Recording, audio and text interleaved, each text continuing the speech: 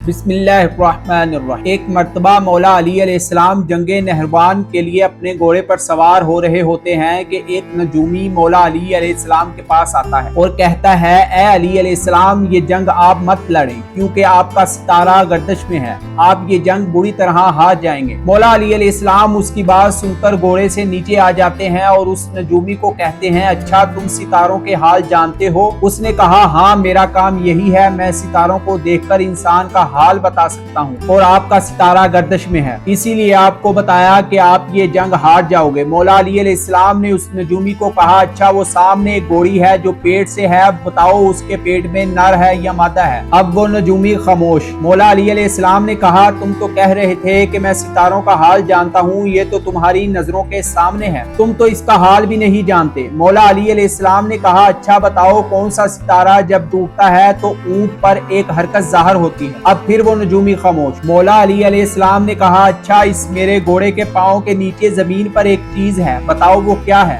نجومی خاموش۔ مولا علی علیہ السلام نے کہا، تم آسمان کے تو کیا زمین پر تمہاری نظروں کے جو سامنے ہے وہ بھی نہیں جانتے؟ سنو اے شخص، میں علی علیہ السلام اب تجھے بتاتا ہوں کہ علی علیہ السلام کی زندگی کی سب سے کامیاب یہ جنگ ہوگی، میرے 10 کوک بھی اس جنگ میں نہیں شہید ہوں گے اور میرے مخالف کے 10 لوگ بھی نہیں بچیں گے۔ اور پھر تاریخ میں لکھا ہے کہ جنگ نہروان میں مولا علی علیہ السلام کا کوئی ساتھی بھی شہید نہیں ہوا تھا اور مولا علی علیہ السلام کے مخالف کے صرف 9 آدمی بچے تھے۔